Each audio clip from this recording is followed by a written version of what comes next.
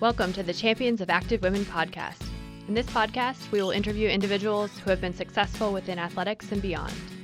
We hope that these interviews will encourage and inspire girls and women to be active for a lifetime, to reach their goals, and to break new barriers in sport and life. This podcast is brought to you by the Active Women's Health Initiative and the Sports Medicine Research Institute at the University of Kentucky. The mission of the Active Women's Health Initiative is to optimize health and promote physical activity and wellness for girls and women across the lifespan. We hope you enjoy our conversations and join us in understanding women's health today to ensure women's health tomorrow. Thank you for tuning in for the Champions of Active Women podcast. I'm your host, Dee Dugonski, and with me today is Natalie Novosel. Natalie is a native of Lexington, Kentucky, and played basketball at Lexington Catholic, where she and her team were two-time Kentucky state champions. She earned a full scholarship to play basketball at the University of Notre Dame, where her team was a runner-up for the national championships in 2011 and 2012. She won a gold medal with Team USA in 2011. Then in 2012, she was selected by the Washington Mystics as the 8th pick in the WNBA Draft and played professional basketball for 6 years. Natalie is now back in Lexington, serving as the head of player development with the Lexington Catholic Lady Knight girls basketball team and building a career in the financial education and services industry. So, Natalie, thank you for joining us today. Thanks, Dee. I'm excited to be here. Thanks for having me. So I feel like I got a little sneak peek of some of the things you might say today when you came to speak with our girls in the Girls Can program last week. And so I'm wondering if you could just get us started today by sharing some of your early physical activity and sport experiences. Yeah, I was super excited to be invited to the Girls Can. That was an awesome event. And it's just fun being there with a bunch of young girls and remembering back to my early days. It's really what got me into basketball was my siblings and my dad played, and I remember us all going outside. We were a fairly active family, just doing games and things like that. But on the basketball court, my dad played basketball. He loved basketball, probably his first love. And my sister was playing basketball, my brother was playing basketball, all in the backyard, and it was just kind of something that we did. They did it, so I had to do it, of course. I was the youngest. I had a twin brother, but I was still younger, and I felt like the youngest because he was a lot taller than me. Okay. And so we would just go back out on the backyard and play basketball, and I would lose game after game after game. I was so small and short and just get blocked, and I would get so angry, and I was just an angry kid. So and I wanted to win so bad, and I was just not tall enough, and I wasn't good enough yet, and I would just lose, and it just absolutely crushed me. So lots of good family experiences around basketball. Well, lots of early experiences. I don't know if they were all good, but lots of lots of experiences. They shaped you. It ended up good, right? Exactly. So then talk about that transition into when you started playing on teams and how that process went for you. Yeah. So what ended up happening, like I would lose every game, but I honestly started to. But I liked it so much that I wanted to keep playing, but I lost all my friends because I threw the ball at them, I cursed and everything, right? And so they didn't like that. It wasn't fun for them. Imagine that. So I didn't have any friends. And so I just went and played basketball by myself, and I would practice, and I started getting better, and that's all I had to do was just myself and the ball, right? I didn't have anybody to play against, so I just had to get better at my own skills. And so with doing that gave me a lot of confidence, and I finally corralled all my teammates and my siblings back together, my neighbors, right, back out on the court. And I would still lose every game, but then I'd win one, and it was just like that feeling of finally winning one. It was just, it kind of became like an addictive feeling. Yeah. And I was obsessed with that feeling. And I didn't get it a lot, so I was like, okay, well, if I worked this hard, I got to go work like this hard to go and now win more games, right? And so I did. I didn't mind the hard work aspect. And so that just kind of was a momentum turning point, and at some point I recognized that I was good. Mm-hmm. And to be honest, the best part that ever happened to me was that growing up in those formative years, but then also transitioning to high school. I was kind of my sister had already won a championship. A state runner-up. That's what it was. Okay. She'd already gotten a state runner-up. It was already a really good program. Right. And there was all of these girls ahead of me who were all Division I capable athletes. So really, really good.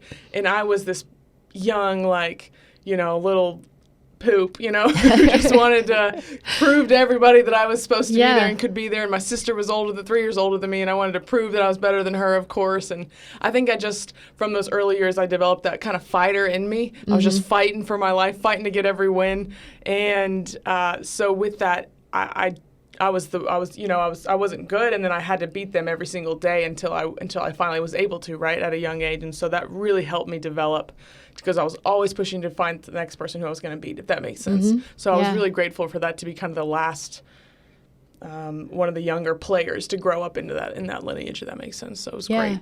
And it sounds like you had lots of good role models. I mean, you could see girls in front of you saying they were going on to play Division I basketball, then probably thinking, hey, if they can do it, and I can beat them, then so can I. Yes, and that was exactly my thought process, and it was mostly just I saw how well they did and were doing, and then I think one of the best things my head coach ever did for me, Coach Greg Todd, he told my mom when I was a freshman that I had the potential to be the best player that ever came out of Catholic, and so my little ego was like, oh, well, he doesn't think I'm good now. Like, I'm going to prove him wrong, But if he had amped me up and was like, oh, yeah, you're so good, you're the best player, whatever, like maybe I wouldn't have developed so much. Maybe I would have gotten complacent. I don't know. But I'm so grateful for that, because it was just like, oh, I am going to prove to him, And so I was really grateful for that, because, like, he told me I had the potential, but I wasn't there yet, right? So that was really made me strive and work harder. So all along was playing college basketball, was that the goal? Was there something bigger than that? What, besides kind of being the best at the level that you were at, what else was driving you? It's a great question. I'll never forget it. It was like the one dream I ever had. I wanted to win a national championship. That was like, I didn't care. I didn't have a team in mind. I didn't have, I didn't see everything around it. I just knew that I was going to win a national championship. And as it was going on and developing, I knew I wanted to go somewhere that I would play straight away, that I could help become elite. Like, that was my biggest goal. Like, I wanted to help not an already established program, because obviously I wanted to go to a good Division I school. They're obviously already established, but to like help them on the verge of elite, right? Yeah. And go down in the record books and things like that. So that's where I decided to go to Notre Dame. It was just a great fit all around. Yeah. And I was super grateful, because like they'd went to the Final Four, they'd won a championship, but over a good span of years, right? And so I was able to go play straight away, and it just ended up being a really good experience for me. It was the best in like low parts of my whole career, though. Like up to then, like I had a really struggle. Sophomore year, I lost my starting position. And college or high school? This is college. College, okay. This is college. So I lost my position to a freshman who came in, Skylar Diggins. Most people probably know her. So I lost my position to her. But it was so strange to me, because all I had ever known was hard work pays off. Like, if I just put the work in, it always pays off for me. Yeah. But I had put the work in, and then it didn't pay off for me. So I kind of just, my whole sophomore year, I just spiraled down, lost all confidence. I had to have sort of a paradigm shift that maybe you should get your mind involved too. That I had to believe in myself a little bit more, and I needed to trust the work, right? And so I think that was the hardest year for me as a basketball player, looking back, but I'm grateful for it, because that summer, man, I thought I worked hard before, but I hadn't, right? Yeah. And I worked a lot harder in going into my junior year of college. And it sounds like you reverted back to some of those lessons you learned early in life to really just work as hard as you can, and that it would pay off. Exactly. And and I think that it again helped me having somebody who I had to push again to get better than, if that makes sense. Yeah. And things like that. And so then we were able to be on, Skylar and I on the same time at the floor, next year, rather than 5 seniors graduated, right? And I was like, not again. I'm going to, get my starting position back. But it was also sort of cool, because it wasn't just me who adopted that philosophy of working hard and self-accountability and things like that. It was 1 or 2, 3 other teammates, right? And they all had self-accountability. So then we had the authority to keep each other accountable, right? Because we put the work in ourselves. And then that's really when the magic happened and changed, because that cultural shift at Notre Dame, and everybody putting in the work and everybody coming together for a common cause, playing their role, man, that was some fun, because it was just like, we'd lose in the tournament. We'd lose in the tournament. Really wasn't living up to our potential. And then it was just, I don't know. It was just the magic happened. We all had the belief too. Yeah. And we were able to make the Final Four the first time in a long time, and then able to beat UConn for the first time, right? That's always a big huge. deal. Yes, it was great. Losing to them year after year was just got horrible, and not losing by like 5 sometimes. Like losing to 30. A lot. Down 30 the first half, right? It was not fun. So after that, and then able to repeat it again next year. So all that to say, I didn't get the national championship that I wanted, but I got a whole lot more. If that makes sense. Yeah. Obviously, I would love to go back and play those games again. But always, right? Always. When that second place is hard. Oh, yeah, exactly. Nobody remembers that. So talk to me a little bit about how kind of you balanced academics and athletics during that time and maybe in high school too, and just that relationship for you. Yeah, great question. School and me had a tough relationship growing up. I think it was, I always just did enough to get by. I didn't have bad grades, but I just had my A's, B's, it was just okay. And I compare that to my brother and sister, my sister, when I first got to high school, all my teachers like, oh, you're so-and-so, Shannon's sister. She's so amazing. She's straight A student, honor student, right? All the AP courses, all of them. And sat in the front row. It just wasn't my natural desire to want to get straight A's and things like that, to want to sit in the front row, to want to achieve in school, if that makes sense. And then my brother, for example, my twin, he had the same thing and was class president and got Boy of the Year 4 years in a row. And so I think straight away I was just like, oh my goodness, this is not for me, right? This is not for me. I know what I love. I love basketball. I'm going to show all of them, right? But that was okay through high school. I had to go through some battles. I really rebelled. I had detention, got suspended, broke a window, racing through the halls, and it was just really was struggling to figure out who I was and my identity a little bit outside of basketball. Yeah. And that, having that said, when I first got to college, I didn't know how to study. And going to Notre Dame, prestigious school academically as well, and I was in the pre-med program, and I had all these science courses and math courses, and usually that came sort of relatively easy to me. But if you didn't know how to study in high school, I could study the night before. I could study during a class beforehand, right? Oh man, I that wasn't working for you straight away. That was not going to work out really well, and so I was borderline. They're like, not like you gotta work on your grades, figure them out because you're not gonna be able to play. And then I was like, oh my god, like this is the worst news ever, right? So I had to figure it out. It still took me a while. It took me a really long time, but I'm fortunate enough because they have people in place to not let you fail and to not let you help you in every way. And I had to suck it up. I was like, okay, instead of going to eat with my friends, instead of going, like, Nat, you're put in this position. So I had to go to the tutoring. I had to go and fix my grades and things like that. And it took a while, but I got there. Absolutely. It was totally worth it. Did you stay pre-med or did you change majors? I actually ended up staying pre-med for 3.5 years. And I dropped it my senior semester. Okay. Because I knew I was going to play in the WNBA Draft, or I knew I was going to be drafted and play in the WNBA that summer. So I was like, oh, that's really cool. Like that wasn't something in the cards for me earlier, and that's all I could focus on was winning a national championship that senior semester and like going to play, right? And so I was like, I don't want to take 4 science electives and 2 fundamental science courses my senior semester. I didn't want to do that. And so I ended up dropping it and graduating. I was double majoring with anthropology at the time. Okay. And now no one knows what that is, but it was but it's just kind of funny because I like to joke that the only thing to show for my science courses is my GPA. But no, it was totally worth it though, and I could have always gone back, and that was always the plan. But I ended up playing basketball for a lot longer than I thought I would have. And was grateful and that's for okay it. too. Exactly, it was wonderful. I don't regret it at all. So talk to me about those professional experiences then. When you moved into professional basketball, what was the same? What was different? What did you learn in that experience? Oh, man. I think for me, going from such a winning program and a very supportive program at Notre Dame, a Hall of Fame coach, and that support to going to I was drafted to the worst team in the league, We didn't have a lot of fan support. We didn't have a lot of support, right? And it's sort of an unknown coach a little bit. I'm grateful she drafted me, but I didn't have a great experience. In the WNBA, we were last place. We won 5 games.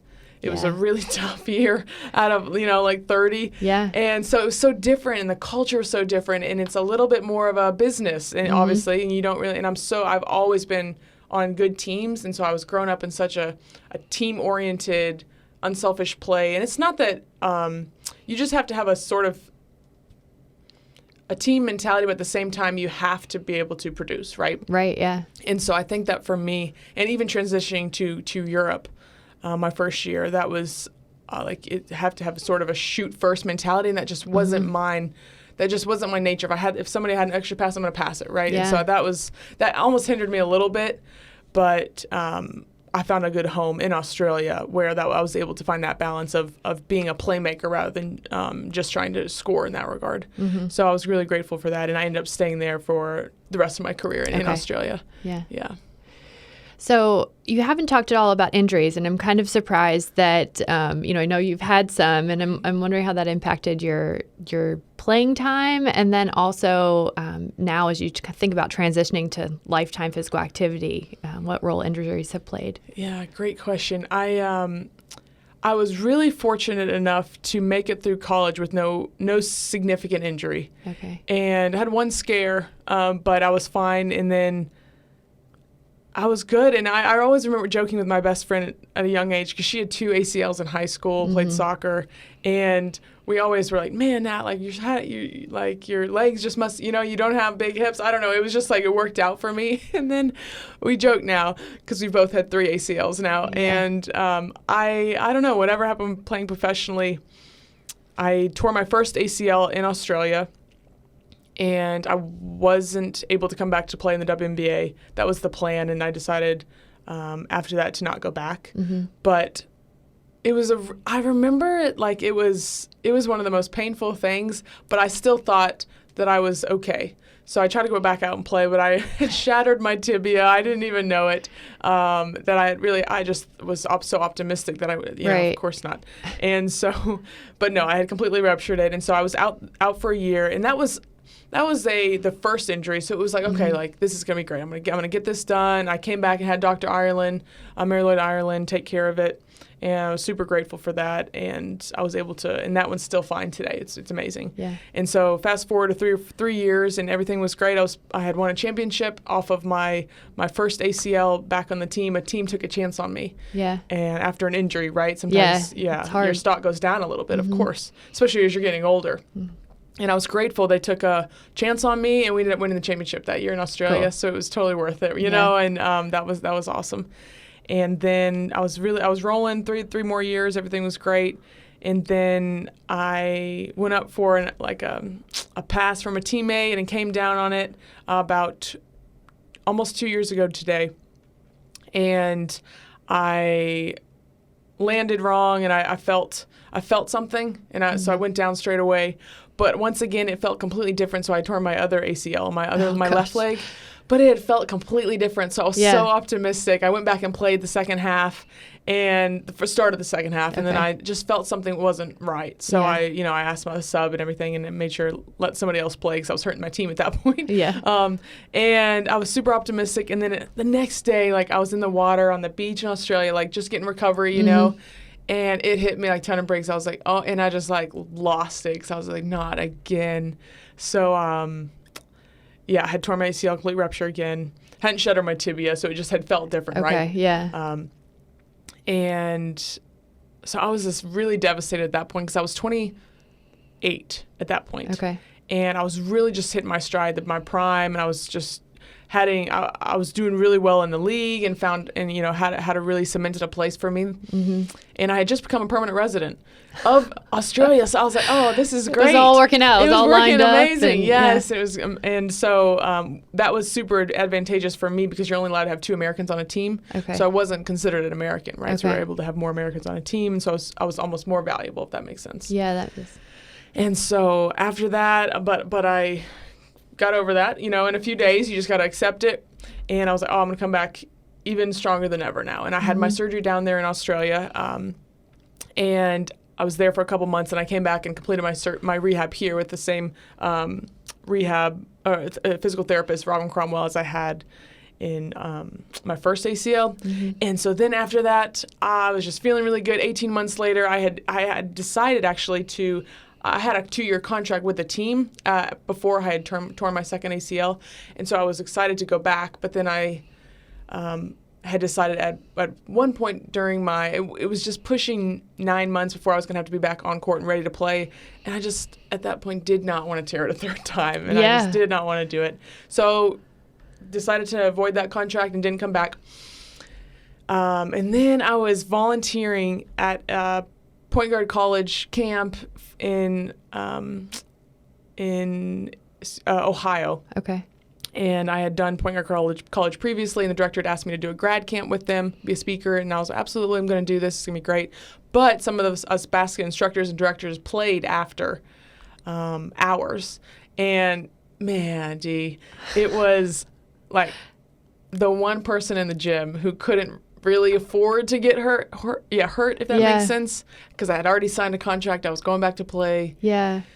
And I was going after ball with a guy, and I had to beat him, of course. Yeah, I couldn't that competitive just let it drive, go. it doesn't go away. No, it's 0 or 100. And so I couldn't let him get it. Oh, and I got it planted and went to go back to turn, and I just heard 3 pops, felt something. And I straight away, I just dropped the ball and just walked off. And it was just like, oh, my God. Like, this isn't real life. This is not happening.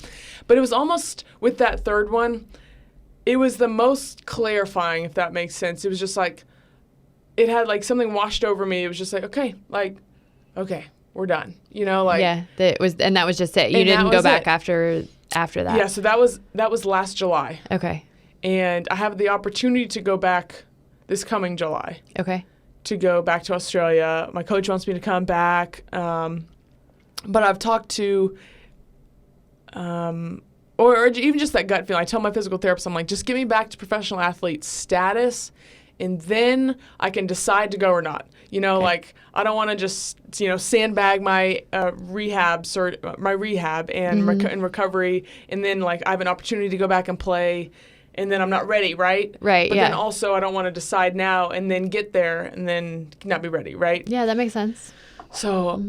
about 12 months, and I decided, I was like, that'll be the decision maker. But I'll be honest, between you and me, Dee, it's like the gut feeling is, I don't think I want to go back and play again. I tell people my new motto, I just turned 30, is no surgeries in my 30s. Right. Hey, that's not a bad motto. You gotta set the bar somewhere, right? So do what you can to control that metric. Right. So, yes. So long story circle around is right now I'm continuing rehab on my third ACL. Okay. It was a different recovery as well. They all have been very different. Yeah. But this one was definitely the significantly the hardest. I had 10 weeks where I had to be on crutches. Okay. And I was so not used to it, right? I don't understand, and you had to be reliable on people. And I was grateful for my mother, obviously, again. But after that, and then it's just been a little bit slower, if that makes sense. And I'm so used to, hitting every mark and, or being exactly where I'm supposed to be. So with that, that's exactly where I'm at right now. Okay. And just getting back to professional athlete status, and then I'll decide then. But yeah. So what does activity look like for you? Is it just rehab, or are you doing some other things that are active? Right. What do I do? So I'm doing all my recovery rehab stuff. That takes the majority of my time. And then now, honestly, after my second ACL and I was doing that recovery, I was like, I'm going to be like an American Ninja Warrior. Like, that sounds so cool. Like, absolutely, let's do that. So I kind of was exploring that a little bit. And then I tore my other ACL. And then I think I had an epiphany where I was like, I'm not doing something right. Like, that I'm continuing to hurt myself. Yeah. So I am really into now like gymnastic bodies in that regard. So when you think of a gymnast, they are super strong. Oh, I'm trying to think of it. I'll give you a comparison. Okay. So you've got like a bodybuilder versus like a wrestler or a gymnast. Okay. Yeah. So a bodybuilder, they might sort of look similar, like both probably shredded and amazing looking, right? But who's stronger is the wrestler, right, than the bodybuilder, because the wrestler has strengthened all of those connecting tendons and ligaments and everything, and they're almost strong from the inside out, if that makes sense. Okay. Yeah. So that's a little bit, instead of just looking strong, I want to be like super strong. Like all my supporting elements around my joints are going to be super strong, and so that's kind of strengthening that connective tissue, those tendons and things like that. Like that's what the really what I've been focusing on. So I do a ton of stretching. It didn't look like that the other night with yoga, but I wasn't watching. No, I just messed with you. But so I've done a ton of stretching, but also a lot of resistance work, and not necessarily as much cardio and things like that now. But I still do just that to make sure I'm ready to go and everything. But and I haven't picked up a ball in a long time, and that's Is that hard for you? It's been interesting. It's been a good. I think I was really a little bit angry with it at first, and so I was just like, I don't want to do any of this right now. And but no, I imagine when I get back out there with the ball and just me on a hoop, nobody there, it's gonna be a good feeling again. Yeah. So you've walked us through your pretty much your lifespan of your sport career. As you think about young girls who may be going through that lifespan right now and some part of that process, what kind of messages or advice do you have for them? Great question. I was thinking about that, actually. What message could I have given the young girls and what I would have liked to receive? And I can't exactly answer that question, what I would have needed, but I know looking back what I was missing. Yeah. If I would have gone back and done it all over again, I would have believed in myself more. When I got to the next level, there was a certain point when I got to the WNBA, when I walked out on the court and I was like, oh my God, I don't think I belong here. Like I just got there. It's like I had forgotten everything that had gotten me to that point, right? And I was supposed to be there. And so I didn't last. And then the second thing would be, I was a good player. I would never say I was great because I think I got a little complacent when I turned professional and didn't continue to get better, right? And so I think for me, it's like continuing that consistency. And if you want to be great at something, continue it, right? When success hits, enjoy it for a second and keep going, right? Yeah. But when young girls, it's like that's this essence of everything. You got to have that confidence. You got to have that belief, right? And I even you heard the other night, I was super low in confidence, super low in self-esteem. I didn't have any voice, and I was super afraid to talk to anyone. I was shy, I didn't have friends, right? And I was angry as a result of all of that. I was so angry. And I was trying to relate to some of the girls that obviously a lot of them feel that way, right? And to in the sense that it's going to be okay. Like you're going to figure it out. You just have to keep going, right? And it'll all work itself out. But believing in themselves, I think, can be, it can almost be instead of a detour, try and figure your life out. There's a highway to be able to do that, and that's being active. Yeah. And there's so much that it can give back to young girls and just being fit. And I was trying to tell them that it doesn't matter what you do, right? You just find something that you want to do or you enjoy a little bit at, and then you'll find your people in that regard, right? And you'll be able to find your voice. You'll get your confidence. It's just a foundation of finding something that keeps you active, because it's just being active gives you all those feel-good emotions, right? Turns all those negative ones into positive ones, and you can't feel negative or sad or unhappy when you've just worked out, right? Yeah. Or just felt active, or you're smiling, and you're happy because you're working out and getting those happy endorphins. So super big advocate of girls being fit or just being active, right? And I loved your message. So, you talked about being confident, but you also kind of gave them permission to be really great at whatever they were going to do. I think your words were, it's okay to want to win, and it's okay. Right. And I loved those messages. So I'm wondering if you just might share where those came from, or why that was so important to you. Honestly, I think it has come from the social climate that we're in a little bit right now, that women are pushing boundaries, and we're standing up for not only ourselves, but we're standing up for one another, right? And it's sometimes women pit ourselves against each other with competition instead of rising together, right? Recognizing there's a lot of seats at the table, right, if we want to claim them. And so I think for for young girls, establishing that at a young age, because we see so much in even older generations, like women have just been told, just look pretty, like don't have a brain, don't be smart, don't say don't be too loud, don't stand out, right? Like just fit in and be perfect, right? Yeah. And there's so many mixed messages. It's like, be assertive, but don't be bossy, right? Yeah. And so these little girls are being labeled things at such a young age, and it's forming how we see ourselves and how we relate to each other as women, but also relate to men in the world, right? And things like that. And so I think if they start to see each other at a young age, like being okay with that, being okay with seeing other women winning, being okay with seeing themselves winning, instead of having to, because if at the end of the day, like still sometimes boys get more attention, right? Boys are like, oh, you hear like, you hear people like, oh man, if they've had 4 girls, like, oh man, are you hoping to have a boy soon? You know, it's like, no, it's okay. No, I'm happy with what I have. Absolutely, right? right? And so that was a beautiful message that Kobe Bryant was able to pass on, right? Being a girl dad. And so I think that was just beautiful. And so I think for me, just if we can get them to have those beliefs early on, recognize that it's okay to be smarter than them, it's okay to win a race. And it's not us versus them, it's just recognizing that us as equals, right? That's Absolutely. really what it comes down to. Yeah. And I think that's a powerful message. Well, that's all the questions I had. What else would you like to share? What else would I like to share? Yes, just that belief in yourself. That's really what it comes down to. And that's something I've always struggled with. But I believe, like, for those people that are shy or label themselves as introverted and things like that, right? You may not be. You may not be. It's just you might have to go through some experiences and keep traveling and finding your way to find your voice, if that makes sense. And so for those people and young girls and even parents of young girls who are worried about that, that it's really about helping them find their own way and continuing to empower them.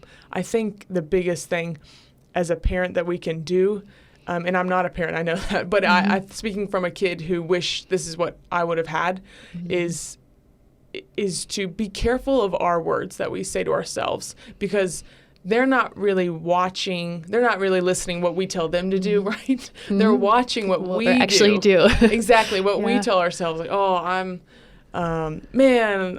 don't even know what us women do. We do crazy things about our body shaming and things like that, just for example, or acting out in public and things like that. Just things that are seen as, or making scenes in public, just standing up for what we believe in, or things like that.